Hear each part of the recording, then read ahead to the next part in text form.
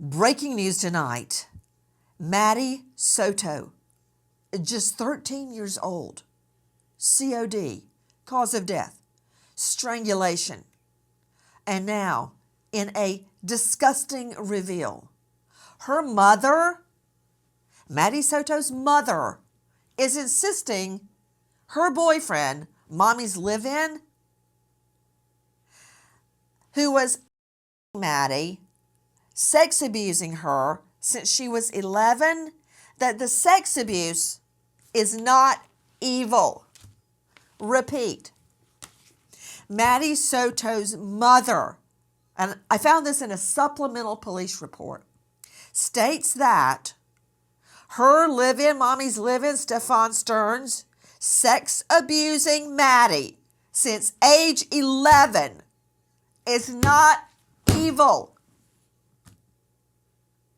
Good evening. I'm Nancy Grace. This is Crime Stories. Thank you for being with us.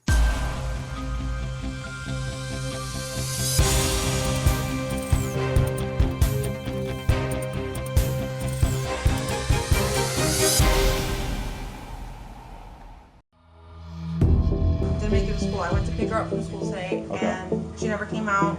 I can't find her. She didn't walk to the office, and she wasn't at school when I went to pick her up. She said she never made it. What do you mean? I dropped her off. We dropped her off close to school. And she said she didn't make it for her second period. I said, please check with the rest of your friends. That's when I knew something was wrong, and I freaked out.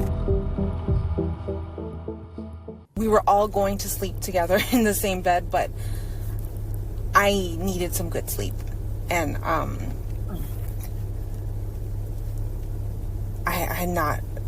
I got a new job recently. I haven't been well rested. I needed some sleep. So I asked, hey, can you guys go to the guest bedroom upstairs? Mm-hmm. I knew he was going to get her ready. Sorry.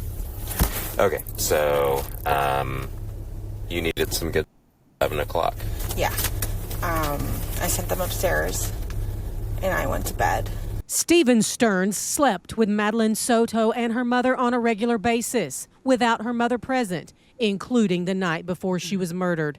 Jennifer Soto tells Maddie she has a really bad headache and tells Maddie to take Stephan Sterns and go sleep in an upstairs bedroom.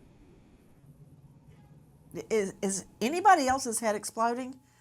I mean, hers is definitely exploded already. Jackie's gone. She sends her daughter to go sleep with her lover the night before she's dead. I want to look at the timeline here. Joining me, an all-star panel, makes sense of what we are learning right now. But the inconsistencies of mommies are adding up. In the last hours, we learned the official COD, cause of death. Joining me, an all-star panel, but first to investigative reporter, WFTV 9, my longtime colleague and friend, Shannon Butler.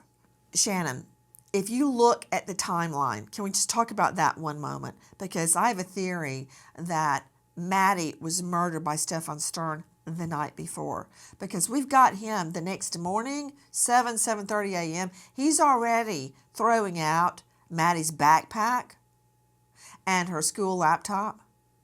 That's early in the morning. Why would he do that? It's just like Scott Peterson trying to sell Lacey's car and get the porn channel. He knew she wasn't coming back, right?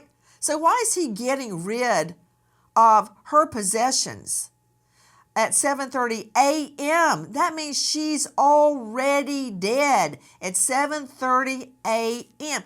I mean, I can't even stand to look at this guy's face. And again, he's presumed innocent until proven guilty. So can we just talk about the timeline one moment? So while mommy trundles her little girl, now 13, off to bed with her live-in, who tells people he gets erections in bed with Maddie, she's killed in the night. And mommy, just slept all the way through it? I mean, analyze the timeline for me, Shannon Butler. I think that's the working theory, even for law enforcement. We know for a fact at 7:30 that she was in fact dead. That is what the Orange County Sheriff's Office believed, the original investigators on this case. But those hours in the night, that's where all the question is. They believe she was killed, but they don't know exactly what time. And it seems the medical examiner can't figure that out either. But they do know that in those hours before 7:30 and after they went to bed, something happened there. The question is, how did nobody in that house, if you read the documents, you can tell there were several people inside that home. Very few heard anything or saw anything. The mother never woke up. She didn't see her daughter before she went to school. And because of that, that is why it's so hard to pinpoint an exact time. But I think working theater. Put her up. I think Shannon Butler, you just stated she didn't see her daughter before she went to school. She did not. That's not what was told to 911. She told 911 she saw her that morning. Yes, and she told the original responding deputy that she did see her in the morning, get ready for school. But what she told us was that she didn't see her that morning. She saw her the night before. There are statements all along here that are inconsistent. And I know what you think, and I know what other people think. How do you not know? I too know what my daughter wore to school this morning. There are a lot of questions about how she didn't know. Investigators have told me that she does take a lot of medication, and there are things that sometimes even she admits she's spacey. Up. And I think that's now why they kind of. Did you just say she takes a lot of medication? You think I care? Maddie is dead. She's been since at least she was 11, at the least. And the live-in videoed it down the hall from mommy. Now he killed her down the hall from mommy. I don't care what medication mommy is taking. Don't care. And at some point, the inconsistencies coming out of mommy's mouth are overwhelming. Listen. Jennifer Soto is confronted with inconsistencies in the version of events she is giving versus what her boyfriend Stephan Sterns is saying, telling police she is giving Sterns the benefit of the doubt that he dropped Maddie off at school like he says, but qualifies the statement by adding, Stephan is a master liar and a master manipulator. Soto says she realizes he's guilty. The detective asks what she thinks he's guilty of. Jennifer Soto says, he's been grooming and abusing my child. We were all going to sleep together in the same bed, but I needed some good sleep. And I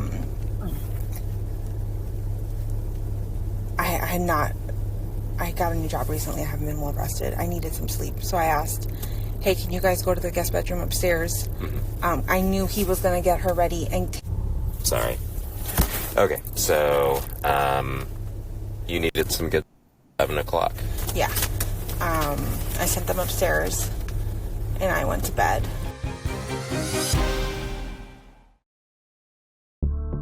"13-year-old Madeline Soto fails to show up at school, but mom's boyfriend swears he dropped her off. In Florida, a desperate search ensues to find the missing teen."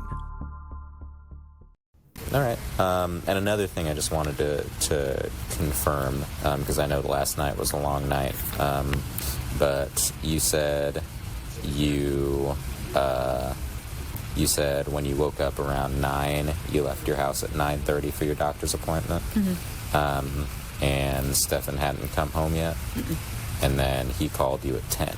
You were like 10:15, yeah. 10:15-ish to have the conversation. McDonald's and she didn't want McDonald's, so he came home. I think he had accidentally left his phone at home. Yeah. So he was just letting me know, because I had called him multiple times. So he was just returning my call going, I'm so sorry, I left the phone at home. I went to the vape store. I waited there for a little bit. Nothing, nobody was there. Did you hear what the mom just said? And yes, I know Stephan Sterns is the one charged with murder. But in the last hours, mommy, Jennifer Soto, actually says, I feel like I'm eating a dirt sandwich right now. The mother, Jen Soto, actually says him, Sterns, sex abusing her daughter was not evil. That the murder was evil, but sex abusing her daughter was not evil. Now, Now, that's as I and People magazine understand the supplemental report. Not evil. When did that hit her? That he was sex abusing her daughter. That's a nice way. That's candy coating for her. Shannon Butler with me, and I'm going to go to Karen Stark, Allie Neal, and Dr. Priya Banerjee, along with Bernarda Villalona.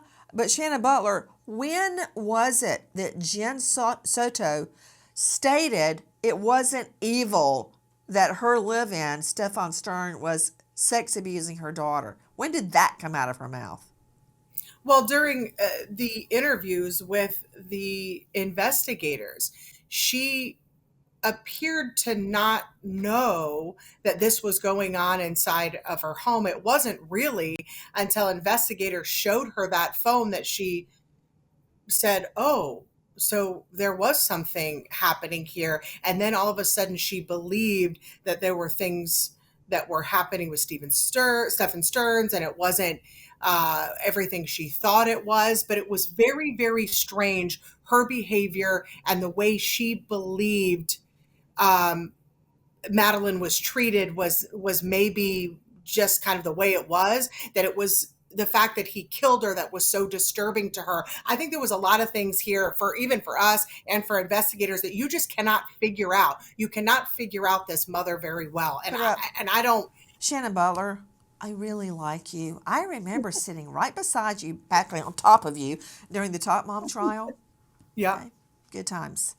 But let's just analyze what you just said. Okay. She knew, quote, something was happening.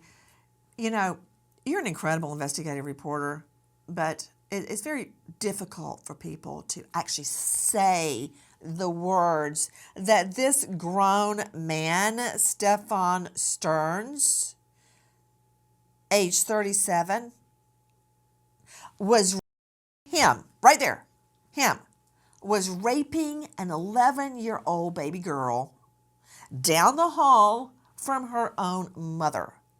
And mommy would send her off to bed to sleep alone with Stephan Sterns. And you said something was happening. What that something is, Shannon, Well, is child. yeah, That's the something that was happening. And yes, now true. the girl is dead. Yes. What she said was that she was uncomfortable with the situation with her Stephan Sterns sleeping with her daughter. She said she was uncomfortable, but did it anyway. Even said at one point that she was selfish about it because she wanted a good night's sleep, and that's why she sent her up there the night before or the night when she died. But that this was uncomfortable for her, but she did it anyway. These are the things that I think that you and the public really have a hard time wrapping your head around, as you should. You know what, Shannon? It took me, believe it or not, about 7 years into my 10-year stint prosecuting violent crimes, and this was after 3 years as a Fed. I was looking over a defendant charged with murder in court. The victim's family was behind me crying. And I looked at him and I thought, why? And then it hit me after 7 years like a cement block. Why? Ask why.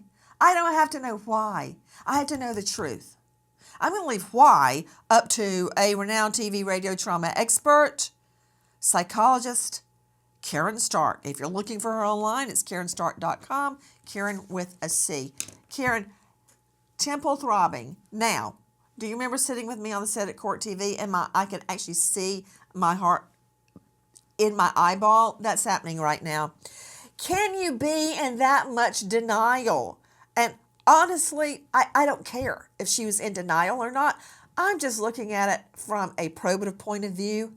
If she was in that much denial, that's one thing. But how could you be so deep in denial you don't know what's going on in the bedroom next to you? That's what denial is. It means that she's not letting herself know. Maybe on some level she knows, but on another level she doesn't. But let's look at this, because we have been up against this before. She's kind of selling her daughter to this man so that she could keep this man around. And that's somebody who's completely dependent. Maybe she had her own sexual abuse in the past. We don't know what the story Oh, is. dear But she's Lord saying in it's not heaven. illegal. Put her up. Do you have a shred, a particle, a scintilla, a microscopic bit of evidence to suggest Jen Soto had any sexual trauma in her history or any trauma period in her history? You just said maybe she was abused as a child. Where'd you get that from? A fairy tale? It's trying to understand, like we said, like why would a mother Just stick allow with the this to happen facts, to her ma'am. daughter? Stick with the facts that we know. I know you're looking for explanations, which is what you're supposed to do. And I need to hear that.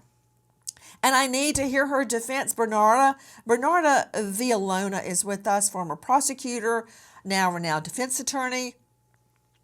Okay. I want to hear the defense. She's not charged. She's not a suspect. She's not a POI, person of interest. I'm just looking at all the known inconsistencies in her statement with the knowledge of the timeline that Shannon Butler and I have worked out, along with LE law enforcement, that this little girl was likely and murdered the night before the defendant props up her dead body and buckles it in and drives around with her in the car. Yeah, that happened. So give me the defense, Bernarda, as only you can do. I want to hear Jen Soto's side. So if I were Jennifer Soto's defense attorney, one thing I would do is stop her from talking. Remember, she is not required to give a statement. Yes, it looks bad because she's the mother and she should be open with law enforcement because her daughter was killed and she should want to find answers, especially after having seen those photographic images of her husband, the person that she loved, was taking advantage of a 13-year-old daughter. But the best defense at this point is for Jennifer Soto to stop talking. Now, if there are charges, the question would be, what exact evidence do they have? Because here in a case like this, you will want a witness to come and speak and say, look, I saw Jennifer Soto and she was well aware of actually what transpired that night before or that morning. And when she lied and she said that she saw her daughter getting dressed for school, she said that because she was a part of the crime. Again, we're assuming because no allegations of such have been made, but we have to be on the offense when you're talking about defending a woman such as Jennifer Soto. It looks bad. It's horrible. I'm disgusted. So many ways. It's heartbreaking because no one fought for Madeline Soto. We were all going to sleep together in the same bed, but I needed some good sleep. And I got a new job recently. I haven't been well rested. I sent them upstairs and I went to bed. Please join us on our mission to find missing people, especially children, to solve unsolved homicides. If you're on the go, catch us on your favorite podcast app where you can get all of our content where we, in our own way, seek justice.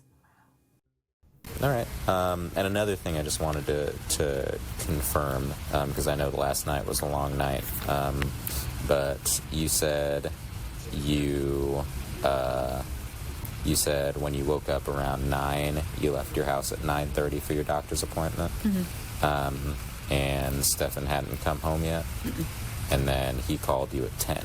You were already like gone. 10:15, yeah. 10:15ish to have the conversation.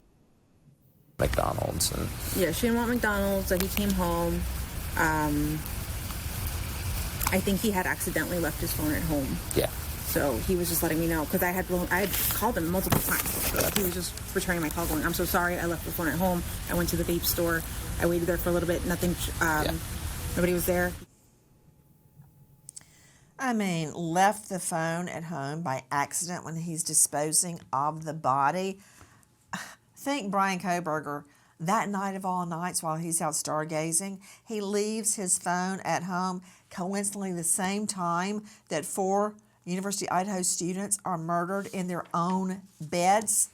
We're seeing that over and over and over where criminals have the savvy to turn off their phone or leave it at home. But can we just talk one moment about how Maddie's body is found? And I want to circle back to the fact that even though her body's found out in the woods, apparently her body had to be thrown over a chain link and barbed wire fence, just thrown over. She was wearing socks. Remember, out in the woods, totally pristine. You know that from one piece of evidence, you can just learn so much if you just sit down and think. What do those socks tell me? Those socks tell me that Maddie never left the house, that she was wearing those socks in the house when she was killed, or they would have been dirty because she didn't have any shoes on, right? Which lets me know where I need to look for the primary crime scene. It's not in a car. It's not in that field behind a barbed wire fence where her body was found. It's in the home. Now that I know that by power of deduction, what does that tell me? It tells me that Mommy was in the home when Maddie was murdered. Okay? Listen to this. When Madeline's body was removed from underneath the dry grass and hay, detectives were able to immediately identify her by a mole she has on her cheek. Her body shows signs of decomposition to one side of her face and her hands. Madeline is wearing a green hoodie with the hoodie covering the top of her head, blue jeans, and white socks. The police report notes that Madeline's socks were clean, indicating she did not walk anywhere or the socks would have dirt on the bottom. Someone carried Madeline to the place she was found. Joining me is Allie Neal, the co-founder and executive director of Revved Up Kids. We have been colleagues for a really long time. You can find her at revvedupkids.org. Allie Neal, I know you've been chomping at the bit. We earlier heard somebody say that this was Jennifer Soto's husband. It's not Jennifer Soto's husband. He's a live-in, okay? They've broken up, gotten back together. He lives in his mom's basement.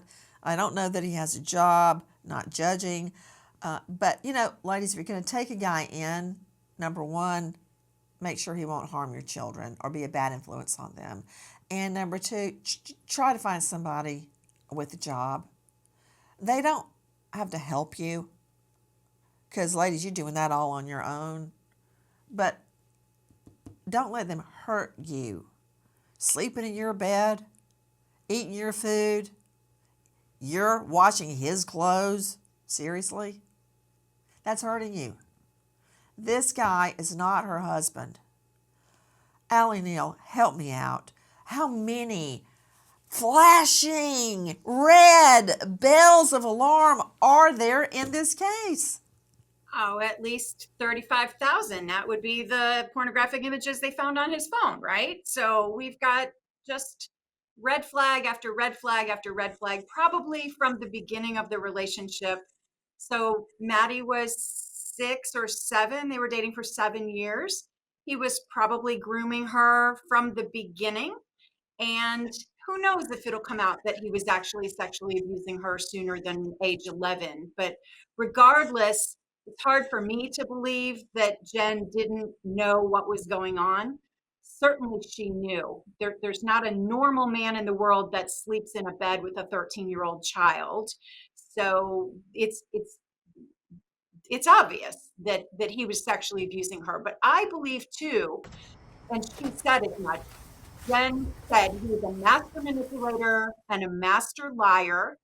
And I believe probably a narcissist who, for their entire relationship, was just making Jen think that she was reading into situations that, you know, just kind of gaslighting her about his relationship with Maddie. And that's what sexual predators do. They are able to manipulate everybody around them into believing that they're amazing and wonderful.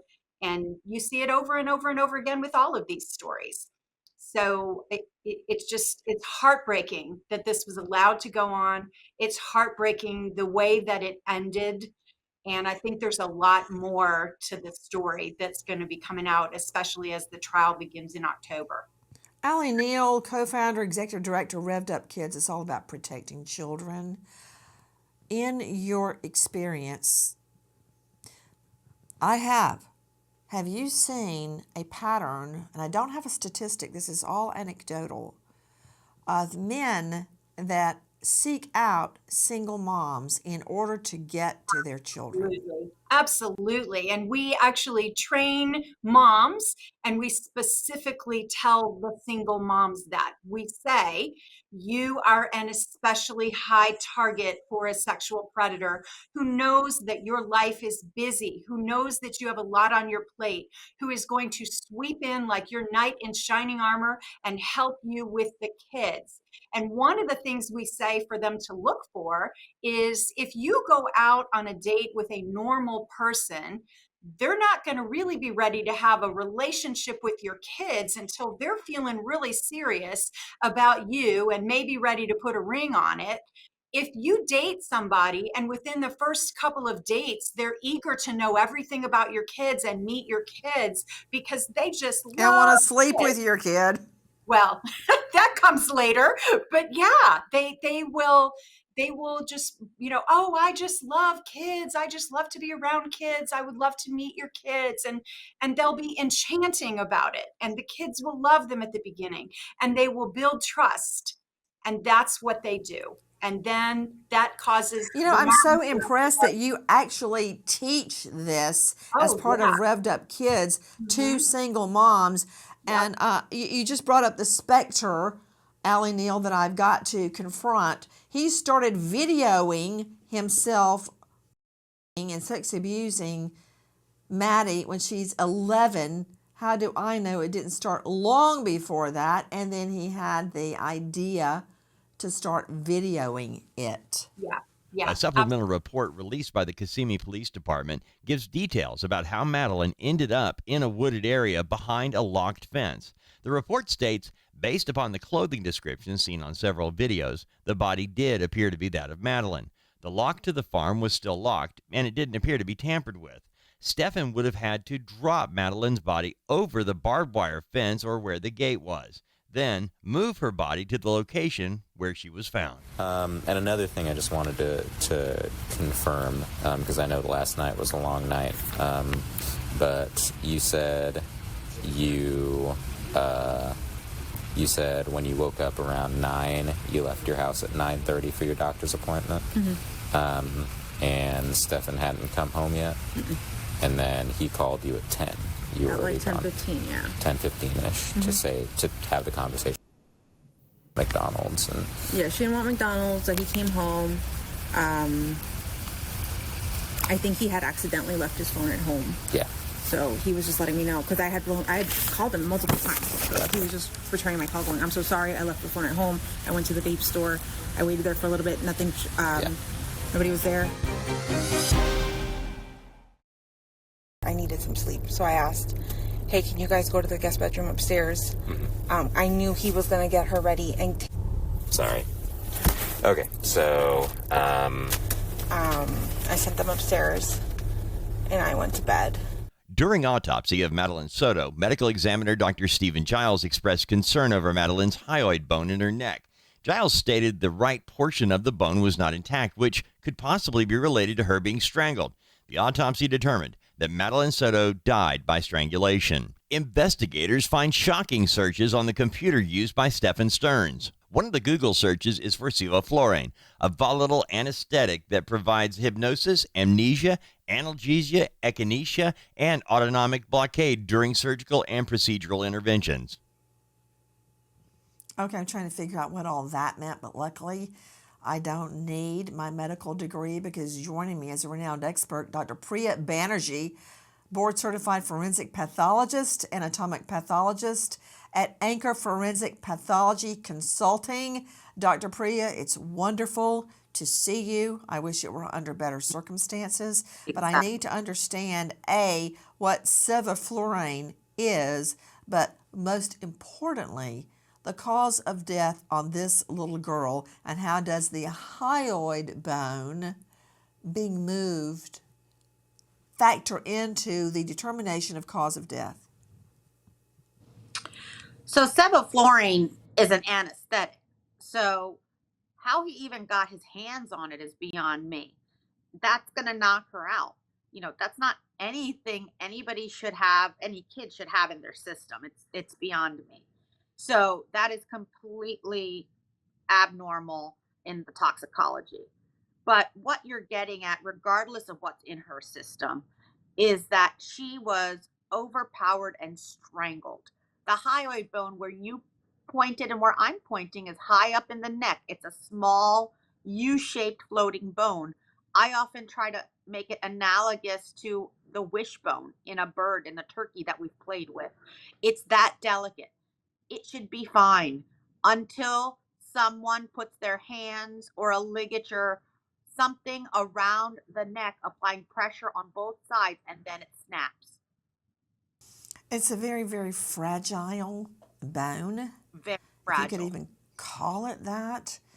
Is it more akin to cartilage or more akin to bone? Well, that's a great question. In younger people, like Madeline, it's actually part bone, part cartilage. It's not even fully come together. But if you can see a clear break in it, like my colleague has said that he did, and he certified it as strangulation because of that, that shows how aggressive and up close you have to get to hurt her. This is not Hey, something you know you what, can Dr. do. Priya? I got to nail this down because I need more than a displaced hyoid. Because the Absolutely. defense could easily argue, oh, well, that happened the week before when she was doing gymnastics and blah, blah, blah, Nope. blah. What else would you expect? Number one, you're saying no, that would not have happened by accident. But number two, what else would you expect to see? What manifestation in her body would you expect to see during autopsy that would prove to me she died of strangulation? Coming back just to finish on the hyoid, it moves. So you need pressure on both sides to break it. It doesn't happen in gymnastics. It doesn't happen from a bike fall. I've seen it in velocity, high speed car crashes. It's violent. But if she was alive, you would see bleeding in the muscles, potential petechial hemorrhages, pinpoint hemorrhages in the eyes, the mouth, potentially on her fair skin. It's not going to be alone. It's not going to be the only finding. It's very telltale. Doesn't have to always happen to be strangled, but it's up close, personal, and violent.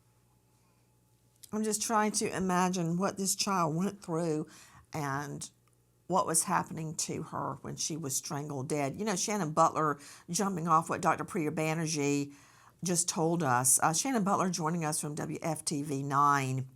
She was found in a wooded area where the property owner had to come out and unlock gates, which tells me that their deduction is correct, police deduction is correct, that Maddie basically had to be thrown over a chain link fence and there's some barbed wire involved. They start walking, and after a few moments, they notice a pair of blue jeans and ultimately Maddie's body. Where was she found? So this is a ranch in rural Osceola County. That area of Florida has, big cattle ranches, orange groves, things like that. Along that side of road, remember, he got a flat tire, so he had to pull over and change that flat tire. Right in that area, there was one of those big ranches, but you can't get on the ranch because there was a big fence around it. So the only thing he could do, police say, was to toss her over. And when the detectives got out there, when they were searching, looking in that area, they called the rancher, said, hey, can you let us on the property? He says, no problem, right down the street, I'll be right there. And when they came in, she was actually, the first time they looked, they didn't see her because she was kind of behind like bales of hay. And so they had to, when they got through, they walked around and they could see that she was laying there in that wooded area. God bless her little soul. Listen to this, guys. Stephan Sterns was arrested while the search for Madeline was ongoing when Orange County Sheriff's Office found disturbing evidence on Sterns' phone. Stephan Sterns turns his phone over to the police to aid in the search for Madeline and tells them he accidentally did a factory reset on his phone the day Madeline vanished. Investigators recovered several photos and videos showing Sterns sexually battering a child. Idiot. He thought he could erase nearly 2,000 porn images, many of them we believe to be Maddie. Okay, so he's arrested, but I gotta show you this video we found of him in the back seat of the patrol cruiser where he's whining. Maddie has been strangled dead and dumped in a rural area. This is after he's been raping her since at least age 11. Thank you very much, Allie Neal, for making me now consider she was before she was 11. But listen to this guy whine. He needs a little cheese to go with that whine. Listen. Every time they took it, it was like a degree or two lower than it should have been. Wow. Couldn't regulate. I was sleeping on bare metal. The first night I was on a concrete floor with a roll of toilet paper for a pillow and nothing else. Begging for a blanket or a pad to sleep on for like 2 days. I love the guy driving the cruiser. Did you see him? He's going, as he listens to accused child rapist killer Stephan Sterns whine, it was like a degree or two lower than it should have been. And the deputy goes, wow, I bet he just wants to, Stephan Sterns. And then he goes on, I slept on bare metal the first night, and I used a roll of toilet paper for a pillow, begging for a blanket. I bet Maddie Soto wishes she could have a blanket right now. Look at this guy. I mean, Bernarda Villalona, I know that you're going to object and say this is irrelevant. You can't bring that footage in of him whining in the back seat of the cruiser. Has nothing to do, but I guarantee you I will find a legal and ethical way to bring it in, such as maybe to show his demeanor and his calm at the time that Maddie is being autopsied. Because most normal people, whatever that is, would be upset and crying and saying, you got to find out who killed Maddie. You got to find out who did this to her. But he's like, it was like a degree lower than it really should have been in the jail last night. Stop me. Stop me if I can't get that in, Bernarda.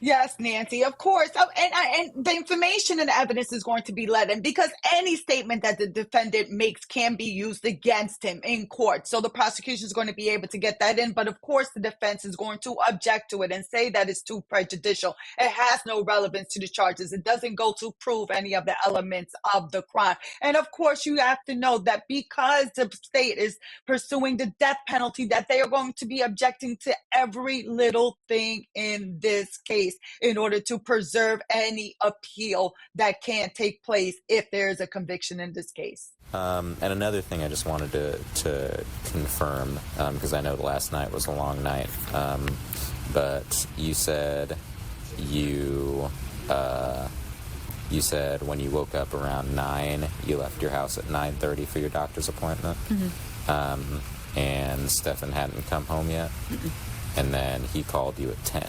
You were like 10:15, 10:15-ish to have the conversation. McDonald's and she didn't want McDonald's, so he came home. I think he had accidentally left his phone at home. Yeah. So he was just letting me know because I had called him multiple times. So he was just returning my call, going, "I'm so sorry, I left the phone at home. I went to the vape store. I waited there for a little bit. Nothing. Nobody was there." We were all going to sleep together in the same bed, but I needed some good sleep. And I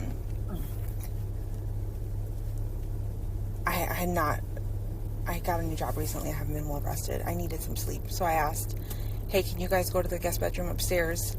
I knew he was going to get her ready. Sorry. Okay, so you needed some good 11 o'clock. Yeah. I sent them upstairs and I went to bed.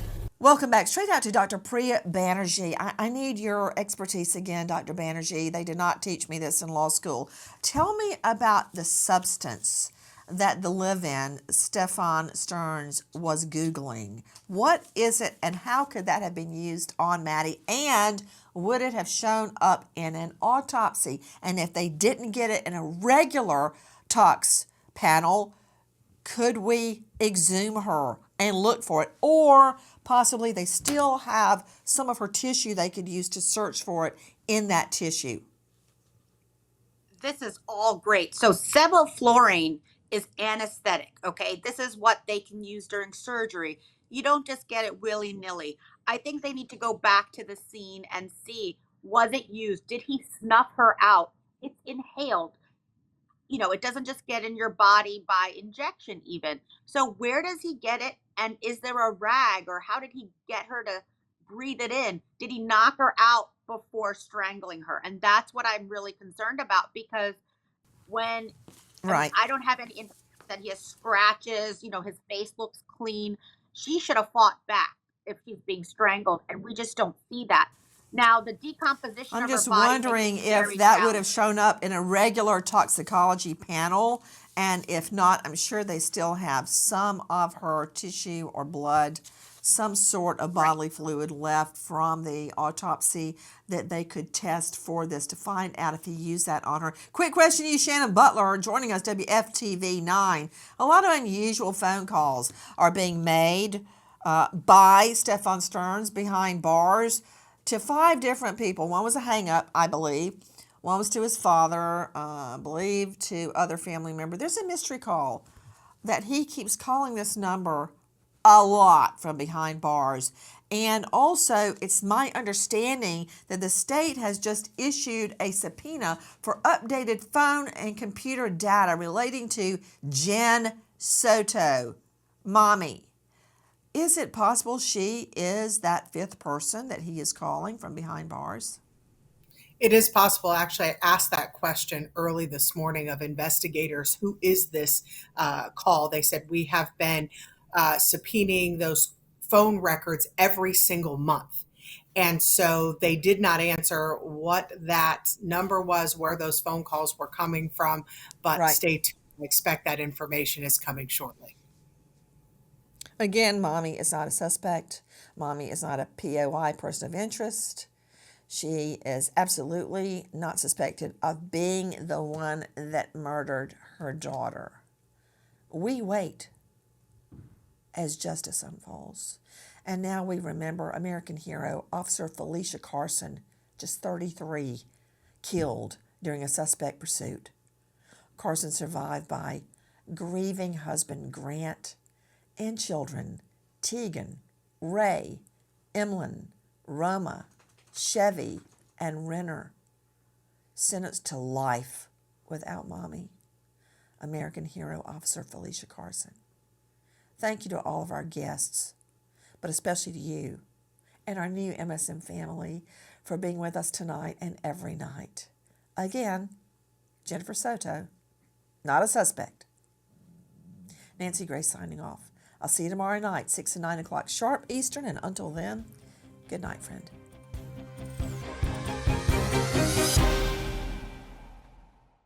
Please join us on our mission to find missing people, especially children, to solve unsolved homicides. If you're on the go, catch us on your favorite podcast app where you can get all of our content where we, in our own way, seek justice.